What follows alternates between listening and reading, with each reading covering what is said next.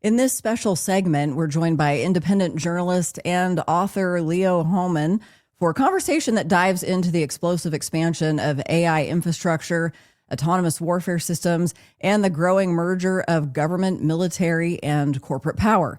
At the center of this discussion is Leo's latest article examining Washington's push for what's now being called an autonomous warfare center and the rapid build out of AI data centers across the country.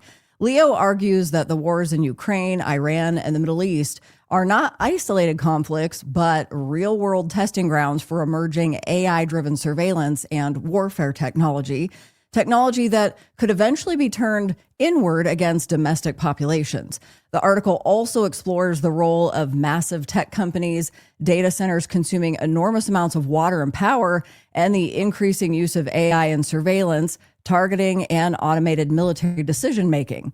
We're also going to explore broader questions surrounding this technological shift, like what happens when AI becomes embedded into military and law enforcement systems. Why are thousands of data centers suddenly being pushed into communities across America? And where is the line between national security, technological advancement, and centralized control? Whether viewers agree with Leo's conclusions or not, this is a conversation about the future of power, information, and who ultimately controls the systems shaping modern society. Here's your host, Dan Wilson. Welcome, Leo. I'm so glad that you found the time to come and give us an update on so many things. You have been really, really busy. It seems like I'm getting an email by the day, sometimes 2 times a day, on the articles that you have been turning out, and they're just a wealth of information. Tell us, when you are writing these, what kind of sources are you using to get that data that you're then extrapolating and regurgitating back to us in chewable bites? Government data, budgets, the most recent budget as an example, and thank you for having me on, by the way, Dan. But the most recent defense budget, $1.5 trillion defense budget, which is a 50% increase over the previous $1 trillion defense budget, includes in there an unspecified amount of money for something they call a new autonomous warfare center that will be made up of drones, robots, and other platforms used to surveil, create algorithms, identify patterns, to create, in the end, kill lists. They talk about enhancing the kill chain. Likely, a lot of this money will go into the pockets of companies like Palantir Technologies, which I'm sure your audience is well familiar with. Yep. One of the leading companies in data analysis, data gathering, and really one of the types of companies that will benefit most from the building out of these data centers. We've already got at least 3,000 to 4,000, depending whose estimate you look at, in the United States of America, and another 3,000 or 4,000 on deck, wanting in the planning stages or about to go under construction. So it really begs the question, what is all this going to be used for? And that's, I think, the question that's on everybody's mind, and I'm trying to get to the bottom of. I think at a gut level, at least for me, I'm guessing for you as well, we know what it's going to be used for. It doesn't take years and years of study of the subject or degree. We know inherently what they're going to do with it, and it's pretty shocking, is it not? It really is, because what they're already doing with it is pretty shocking. And if you think about doubling the data centers that we already have in place, at least probably tripling over the next 5 years or so, how much more invasive is it going to get? I mean, I posted an article today that I thought was rather shocking of what they're already doing with AI.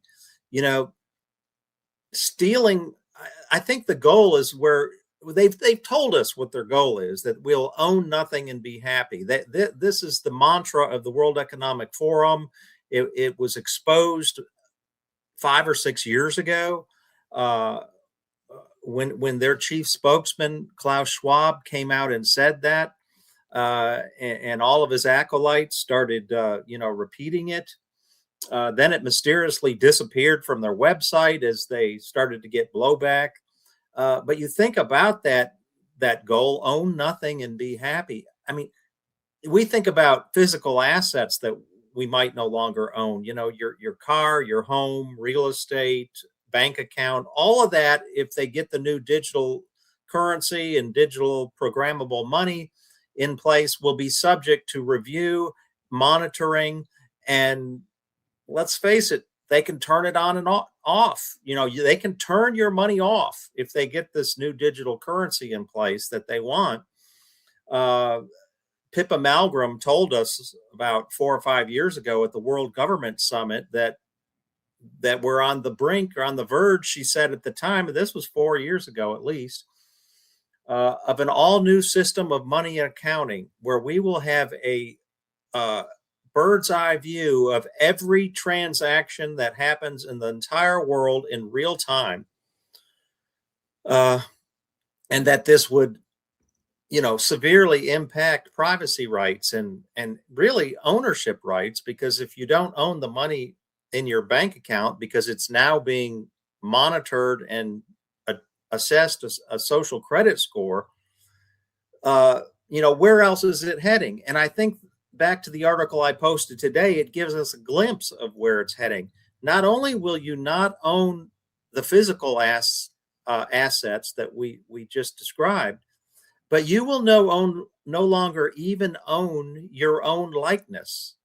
And it starts at a very young age. This article is about a preschool in the state of Washington where the parents, good for them, got wind of a so-called quote unquote experiment at their children's preschool that was going to use AI digital face scans and cameras to log and track everything their children did during the school day.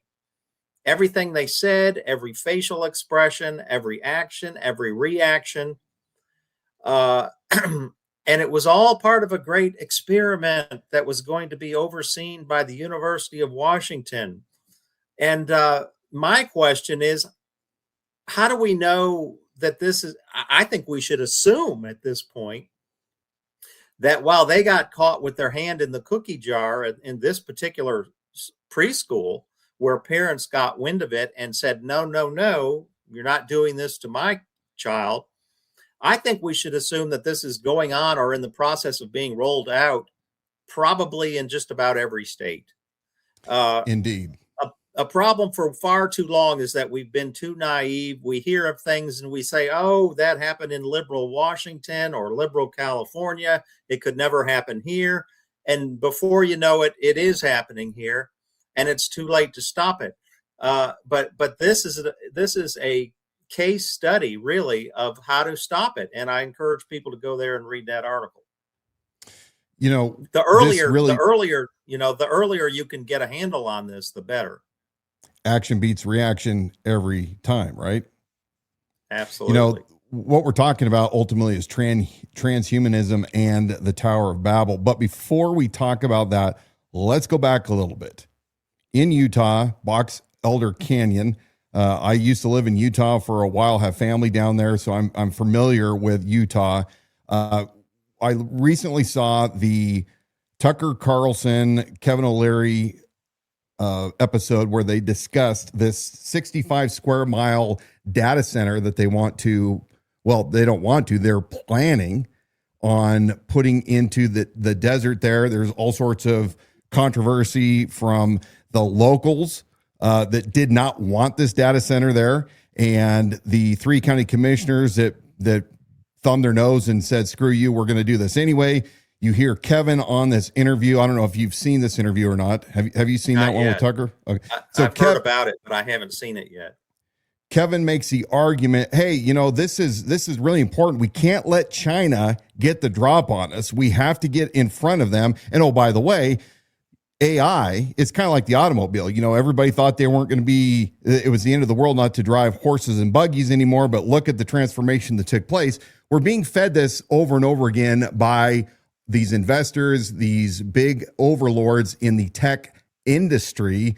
They're trying to say that this is going to make life easy for us. It's going to take away millions of jobs and somehow create millions of jobs. What's the real skinny on the AI that is supposed to help our lives become so much greater versus complete control by the overlords? It's the same sales pitch we get really every step of the way with these technological advances. It's always for our greater good. It's going to make life easier, more convenient, more safe, more secure.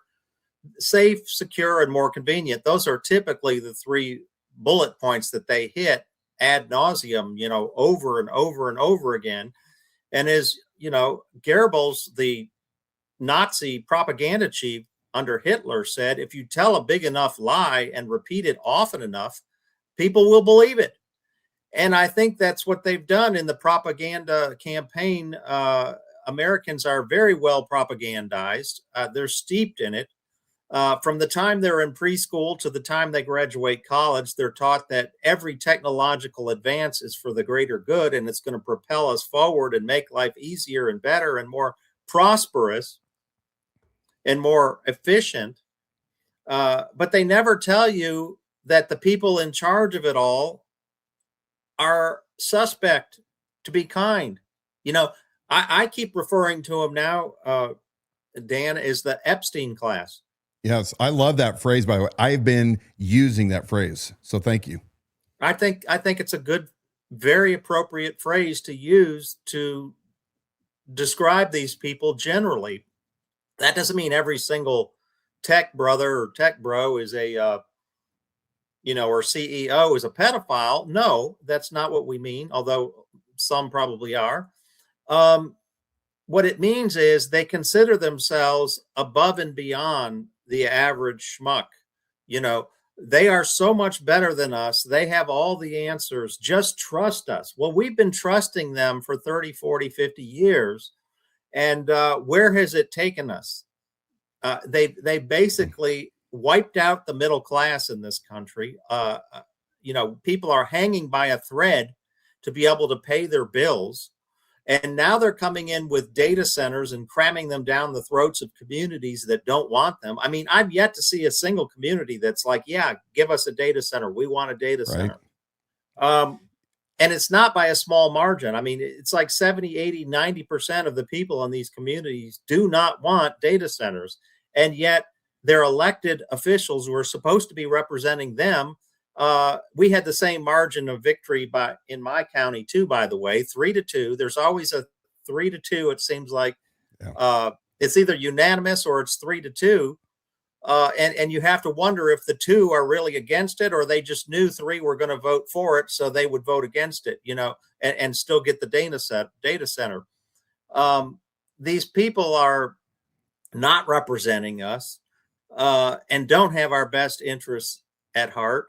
They're, I think, getting money on the side because, a lot of them go into office and they can barely pay their bills, or they're in charge of a company that's on the verge of bankruptcy.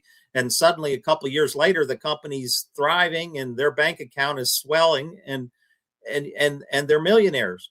So, something's got to give, and we can talk about, what's going to give, because I believe that it's either the AI data centers are going to be scaled back or the human population is going to be scaled back. I don't think there's any other choice. I really don't. When you look at the resources that are necessary for these monstrosities are just really beyond the pale. I mean, we're talking billions of gallons of water when it's all said and done that we don't have. I mean, here we are in a drought. Water rates have already gone up in so many areas because of droughts. And you've got data centers coming in saying, we're going to have first claim on all the water. And I don't think it's any coincidence, Dan, that fresh water, they can't even use wastewater. They need fresh, drinkable, life-sustaining water to sustain these computer systems. And I think something's got to give. As I said in not this latest article, but the one before that, I think we're going to find out over the next year or two that all this talk about peace in the world and President Trump is the peace president. And, even as he's invading Venezuela, invading Iran, talking about invading Cuba and Greenland and Mexico, I think, and he talked about ending the war in Ukraine, and a year and a half later, that's still going and still being funded by the U.S. It's time we start holding these people accountable from the top all the way down to our local county commissioners. I agree with you. Personally, I think it's a lost cause at the federal level. We've watched for the past 10 years, at least, I'm just going back 10, nobody's been held accountable for any of their evil deeds, their illegal deeds that they did during COVID. We got story after story after story, Epstein. We have the Russia collusion hoax. I mean, all of these things that have been going on for the better part of, well, at least my lifetime, but rapidly onset since 9/11 and the Patriot Act. I just don't think federally we're going to do it. Now, at state level, we live in Idaho, one of the so-called most conservative states out there. However, we have right now an election taking place tomorrow that's a primary. And every person that is just about across the board that is elected tomorrow in the primary will go on unopposed into the general election in November. And we have these state legislators that call themselves extremely conservative, right-wing Republicans, and they've been there for a very long time.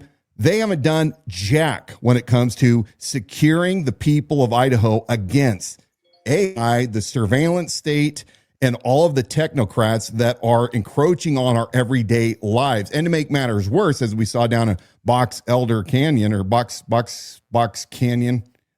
in Utah, where this data center is going in, three county commissioners, the most basic government that you have, three guys determined to approve this against the people. So, locally is about the only thing that we can do to try to take them back. But, now the hand wringing, I'm seeing one of our representatives, Heather Scott, that's tweeting out all day long about surveillance state, license plate readers and data centers and all this crap. And I look up her record and I'm like, what have you done?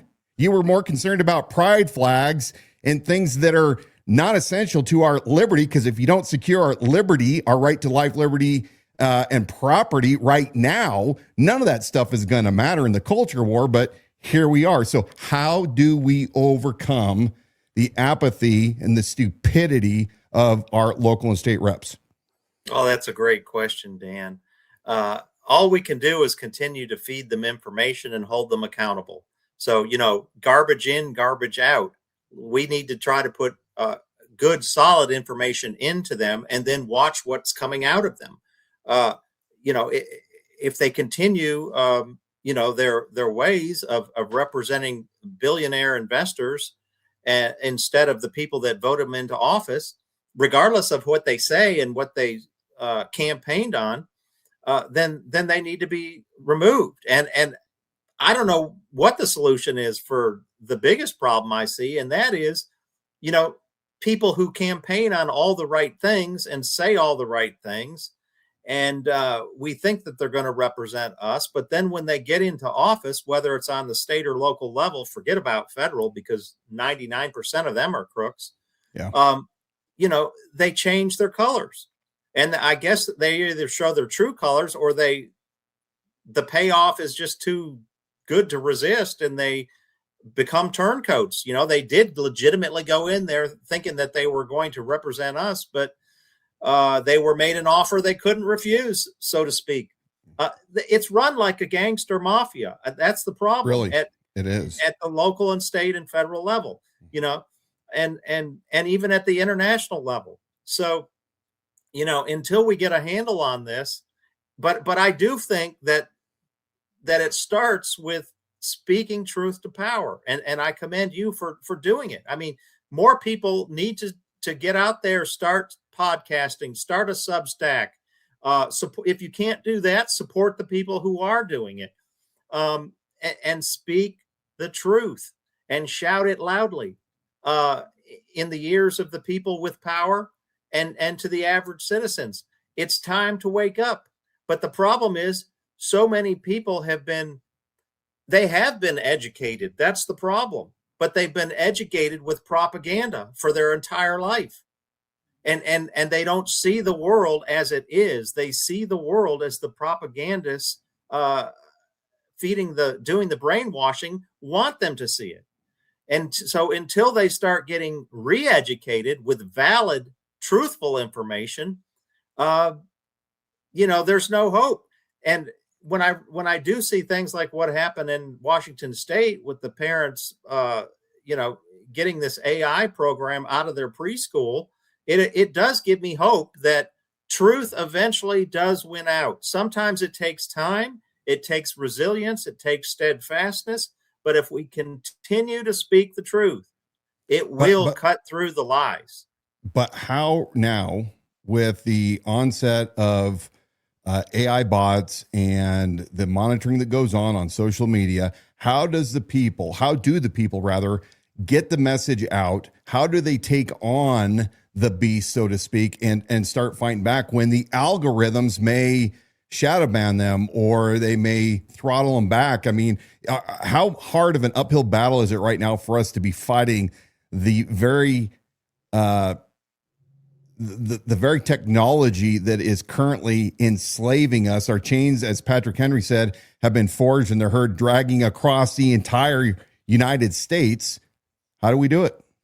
Well, it may be bad now, but I think it's going to get a lot worse at some point. I mean, we're heading towards a time where we may not even be able to get on the internet. We won't be able to log onto the internet without a digital ID, a biometric digital ID, proof of personhood, right? This is where they're already heading in many countries in Europe. And so we need to make use of the freedom we have now still here in America to get the word out. And that's why I do have a sense of urgency, because I feel like our time is limited, Dan. Yes. There may be a time when you can't do your podcast. I can't file a Substack article without having a digital ID that's part of a centralized data bank. And they know, they know exactly who and where everybody is putting everything out. And there'll be no more excuses. Right now, I mean, they could plant something on your phone or whatever, and you could say, well, I didn't download that. Maybe someone else had my phone or got a hold of my phone. But when they get to the point of a digital ID, they'll say, no, this is attached to your biometric ID. So there'll be no more anonymity. There'll be no more privacy. There'll be no more freedom. Okay. Bottom line. And so we need to make hay while the sun is shining. And while it seems like the deck is stacked against us already, and it is, with shadow banning and stuff like that, there is still, I do still see podcasts on YouTube getting truth out that have a lot of subscribers. And through hard work, I've been able to grow mine. It's not been easy. If I was preaching a different message, I guarantee you I'd have triple at least the number of subscribers that I have. But I have been able to slowly grow it over the last 4 or 5 years. And people are getting the truth, and they're sharing the articles with other folks. And that's why, by the way, I don't put my stuff behind a paywall. A lot of people on Substack do. I could make more money that way, but I allow free subscribers to get access to the articles. It's the paid subscribers that keep me going, but frankly, that's like 2% of the total. But I just feel like, we have to, like I said, get the word out while we can to as many people as possible. And before this episode is over, we're going to put up a QR link so that you, the viewer, can support Leo and his hard work. It really is important that you stay up to date with what he has to say, because he's breaking it down in layman's terms, and it's probably one of the best ways to filter out all the techno garb and get it breaking down to where anybody can understand it. Now, Kevin O'Leary, who is behind this big data center in Utah, said on the Tucker Carlson interview that when Tucker was challenging him about surveillance and being watched and all of these things, he's like, well, I don't worry about it because I'm not doing anything I'm not supposed to. And we hear this all the time. You and I've talked about this in previous episodes, that is a wrong thinking. And I guess a former Canadian that's now a United States citizen probably doesn't understand our heritage and specifically, things like the Fourth Amendment. But we're being told, whether it's through O'Leary or the Department of War, Palantir, all of them, that for national security, it's important. Trump, on day one of his newest presidency, brought out Larry Ellison and Peter Thiel. And these guys are doing, along with Elon, they're doing some severe damage to the autonomy of the American citizen through these AI, Palantir, Gotham, and Foundry, and all of it. So, looking at these guys and what they're attempting to do you believe that Trump is really a globalist and fully understands what's going on and is the impetus for getting this, or the tip of the spear, so to speak, or is he just completely dumb on the whole issue? I think it's a combination. I don't think he's completely dumb, but I don't think he knows or sees the full breadth of what he's doing either. I think in his mind, he's trying to reestablish American dominance and beef up the American empire, which, by definition, that is a globalist, right? If you're out there trying to increase America's empire and take over governments and kidnap foreign leaders, you're pretty much a globalist, right? I mean, come on. There's no denying it anymore. His actions speak louder than his words, and even his words give him away most of the time. So yes, he is a globalist, but I think in his mind, he knows he's a globalist, but he's trying to make sure that America gets at the head of the table in this new globalist system, this beast system, as I would call it. They call it the Fourth Industrial Revolution and the Great Reset. But I have not seen a single country, whether it be America, China, Russia, I have not seen, or the Europeans, anyone who is trustworthy with this type of information at their disposal and this type of invasive technology. Yes. They're all corrupt.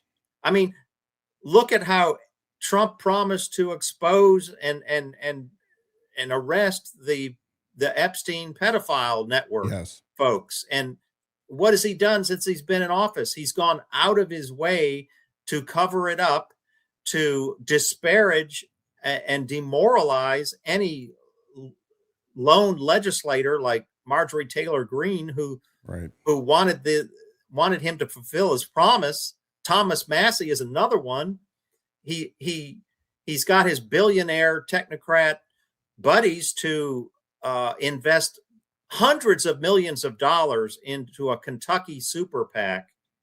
Paul Singer, John Paulson, and one other are funneling hundreds of millions to defeat Thomas Massey, who's the lone voice of freedom, in my opinion, in the U.S. Congress. I would agree. There's a few others who once in a while vote the right way, but he is the main figurehead, the main spokesperson who has the ability, as you say, to explain things to the layperson in a way that's understandable of where we're heading if we continue down the current path of this, creating this control grid, this digital control grid and the surveillance state and how they're building it out.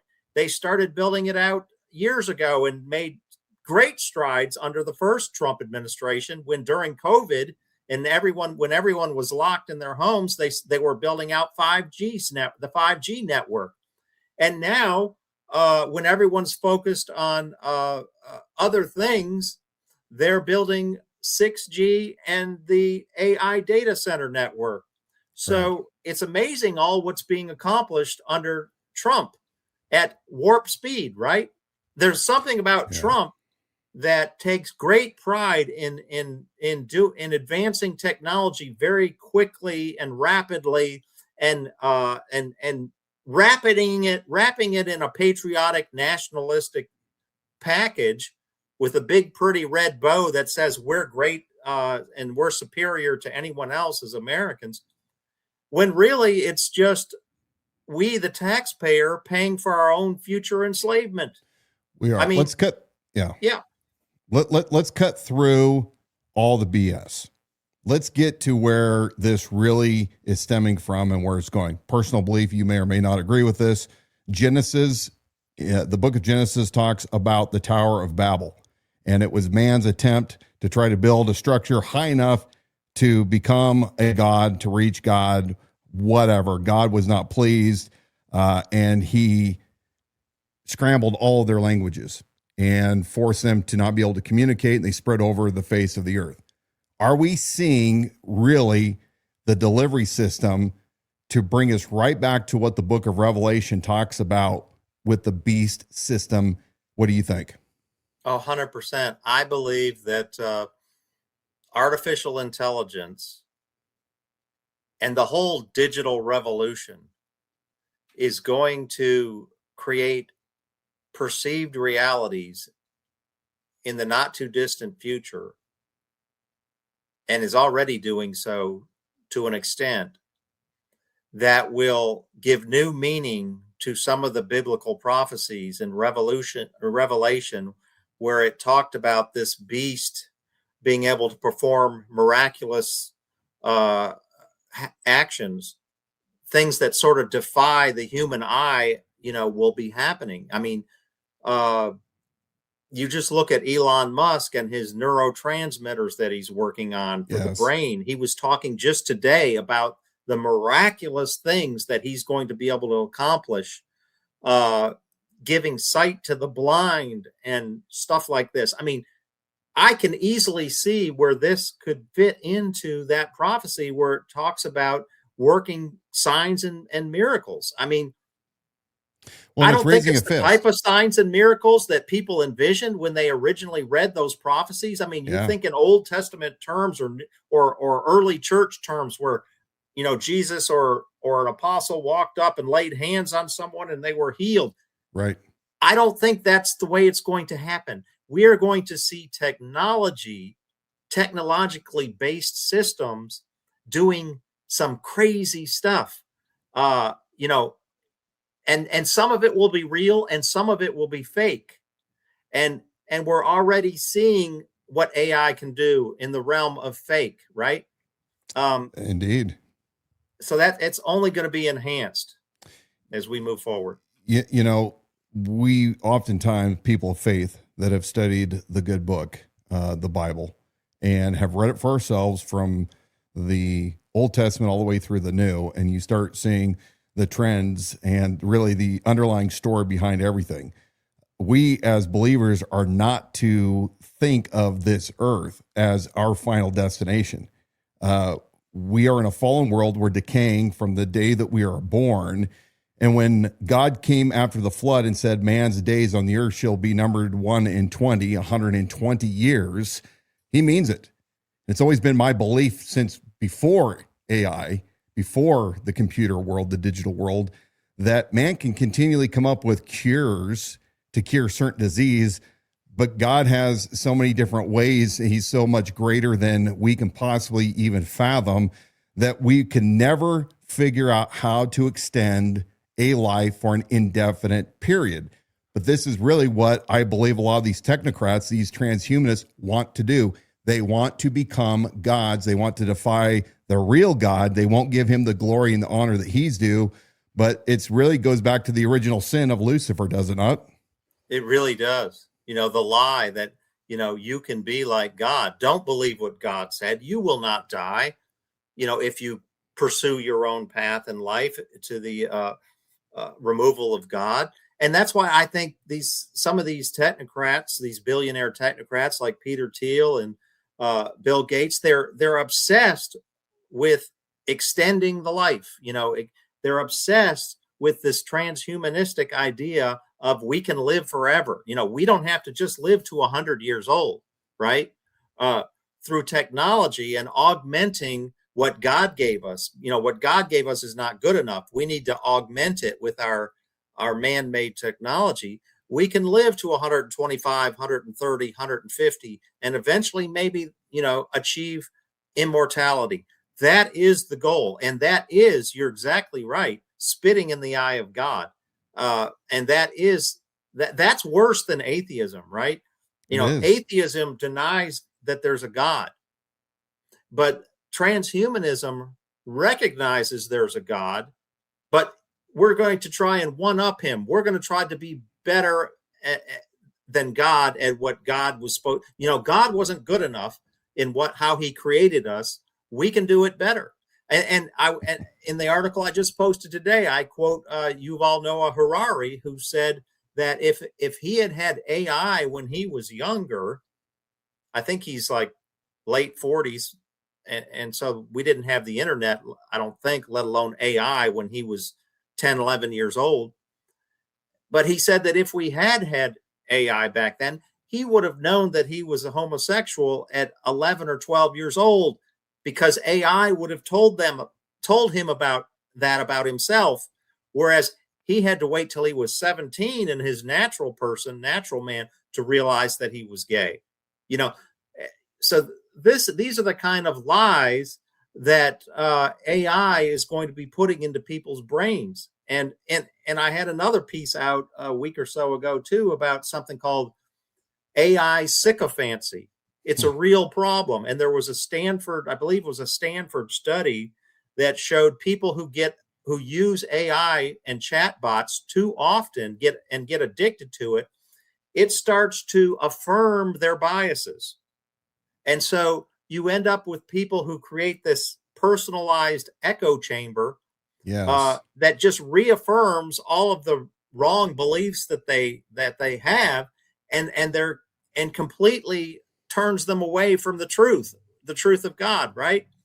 And this is a real problem that even the secular engineers and scientists, computer scientists, are now realizing that people will be having to deal with in this new society that they're creating. AI sycophancy. It's amazing. Yes. I mean, it's all coming together exactly like we thought it would, and the dangers are real, and people need to be aware of it, and that's what I'm trying to help them along with. Dawna and I were just having a discussion yesterday. I don't know if you're observing this as much as we are, but AI is giving a voice to a bunch of idiots that is artificially making them appear smart, because they type in what their argument is, and they spit out whatever Grok or Chat GPT or whatever. And as she and I were talking, it's my personal belief that all men are created equal in value under God. Okay, that is an established fact. What is not guaranteed, what is not equal, is men's ability to be smart. And the founders were brilliant men. They were no more valuable in their worth under God's eyes as somebody that worked their entire life in obscurity, dirt poor and uneducated. But the brilliancy is that we as society listen to people that are learned men and women. And when you are able to articulate your thoughts, you've earned your right at the table to argue your points. And I'm saying this, I'm already having burnout by the amount of idiots that I was arguing with not even 6 months ago. And I know that they're not smart enough to have articulated what they're putting out. Now they're putting out, 5-6 paragraphs of crap in this slop. It has to stop. What are you seeing? Yeah, I mean, you're exactly right. I've argued with people on my own Substack, and I come to the conclusion that they're probably either bots, paid trolls, people who aren't smart but think they are because they have Chat GPT and these other tools now at their disposal. and I go round and round with them, and then I ask myself, was it really worth the time? And so Right. I've had to ban some of them because Yeah. they're just there to create dissension and stir up trouble, and Yeah. they are not interested in getting at the truth. They're just trying to put forth a certain agenda and it's an agenda that's available just about anywhere. I mean, people can find these agendas much more easily than they can find me. And here I am trying to give an alternative, and they're coming after me, right? So, Never you ends. know, it is frustrating, but you just have to find out sometimes you're not even talking to a human. Sure. And if you are, it's not an honest human. It's just somebody who's a paid troll. I have no problem. I'm a First Amendment kind of guy, but that doesn't transfer to my social media pages. If you annoy me, if I think that you're full of crap and you don't shut up and you need to put a sock in it, I'm going to voluntarily do it for you. Absolutely. And I just tell them, if you feel so earnestly about it, create your own Substack, do There your you own go. podcast. There you And go. that's where freedom of speech comes in, right? Yes. Yes. Now, personally, I have never been in my eschatology. And for those that don't know what eschatology means, my belief towards the end time events yet to play out. I've never been one of these guys that thinks that as Christians, we're going to immediately get this magic rapture out of here and we're going to escape all of the horrible things in a tribulation time. Now, again, I'm not an expert on it. It's just been a personal belief because it kind of matches up with what I've read throughout all of Scripture. That being said, we look at AI. You started this conversation by talking about how they're going to control everything that we do through biometrics. They're going to be able to tell us what we can or can't buy. I mean, total, complete control. And for years, because, I was a kid of the 70s and 80s, we had movies like Thief in the Night and The Mark of the Beast, all these things that were really, really horrifying as a grade schooler. I have friends that in the first Clinton administration, when everything was going sideways and they were sure the end of the world was coming and they were joining militias and Militia Montana, all this stuff. And they're like, I'm going to stockpile my MREs and all of my gardening tools. And I'm going to be able to fly under the radar. I'm going to trade my gold and silver. Personally, the way I see AI rolling out now with their ability to spy on you from drones overhead, satellites, through phones, through your neighbors, none of us are really going to be able to live off the grid anywhere. If you do, it's going to be so short-lived, you'll run out of supplies. And I don't know. Do you think there's ever an ability for the average man to subvert the total digital control that looks like it's heading down our throats pretty quick? Not unless there is some kind of subculture that develops, whole communities, maybe a city here and there that, somehow opts out, or maybe a smaller community. I do believe those smaller communities, probably in rural settings, if they can afford to stay on the land without being taxed out of Right. their ownership, Right. and can self-sustain through growing crops and have water resources, and that's a big if they can do that, I do believe there will be a time where they could live off grid and be pretty much ignored. But the further we get into the Great Tribulation, I'm kind of thinking along the lines of what you're saying. It will be impossible or near impossible to continue doing that. I think there will be a transitionary period where it's already getting oppressive and people are being forced out of their homes through these exorbitant taxes. I mean, just myself as an example, I live in a very modest house on 3 acres in a county southwest of Atlanta, about 45 miles southwest of Atlanta. And I'm sitting on an annual tax bill of $4,300. $4,300. Now, think of the retiree who work their entire life to get their house paid for. I'm not there yet, but I'm close. Say I work another 5, 6, 7 years and I get my house paid for, I still would not be able to afford to live in this house on what the government would pay me with Social Security. Even if my house is paid for and I have a small savings, I would not be able to afford, which at that point I'm sure will be well over $5,000 a year, just to rent this house from the government. Right? Immoral, yes. and un-American. Totally communistic.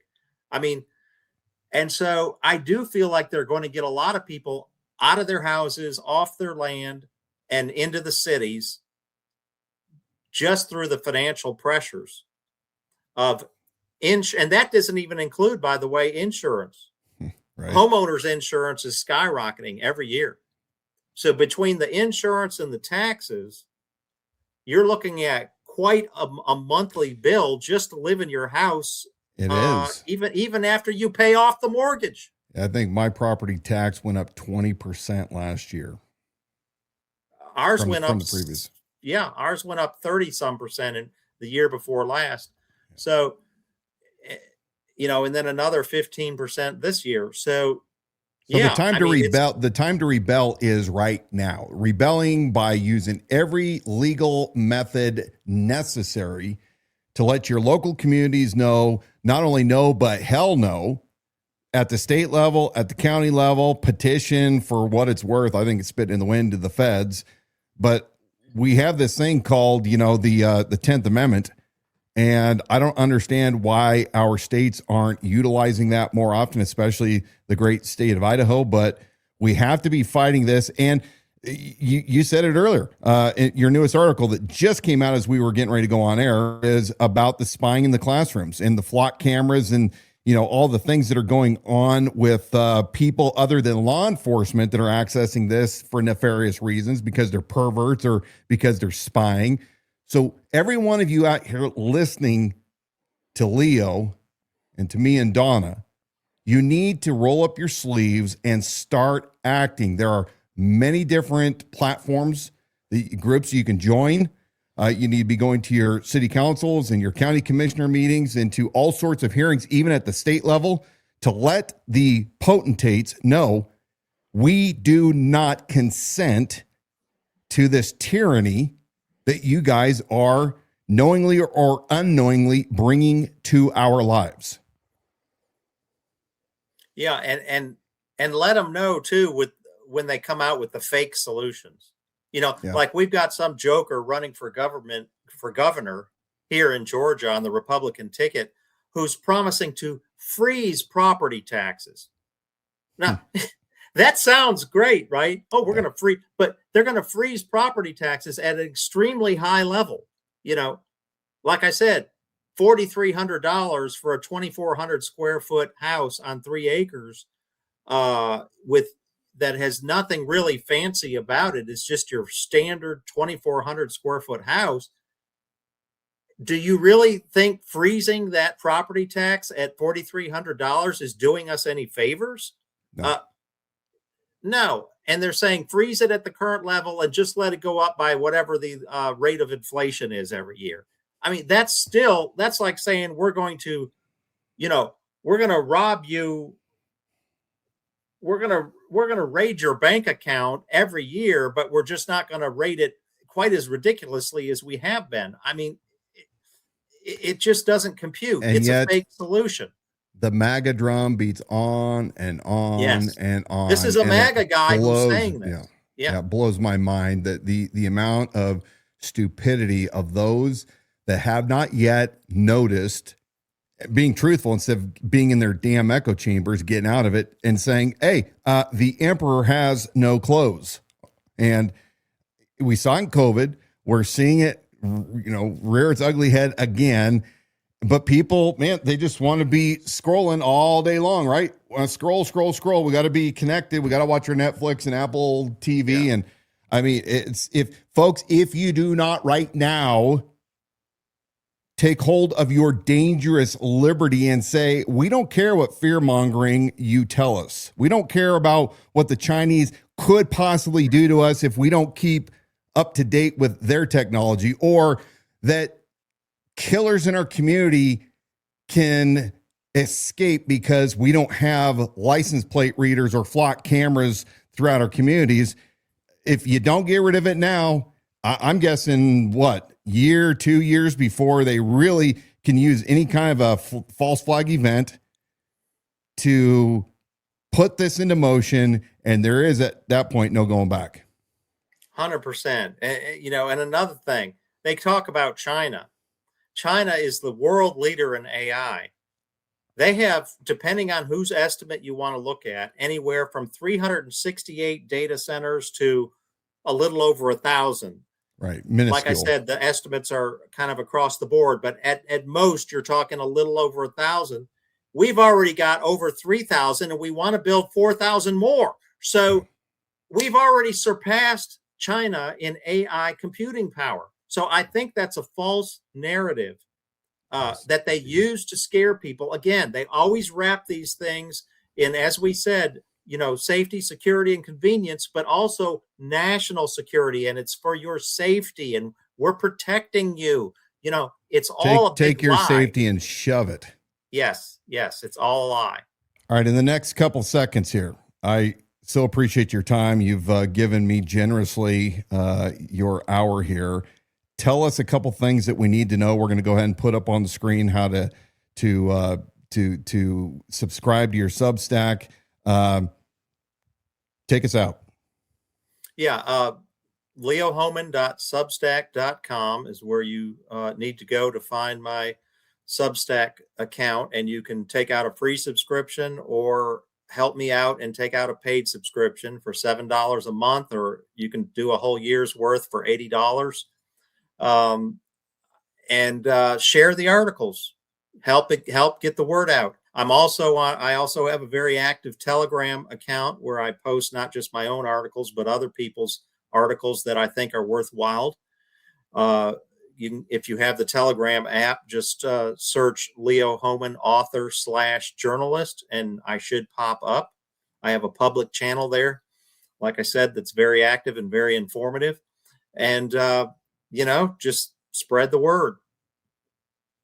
Leo, I really want to tip my hat to you for the hard work that you put every single day, week after week, month after month, year after year, into being the watchman on the wall, sounding the alarm, and coming up with good intelligence for all of us to read.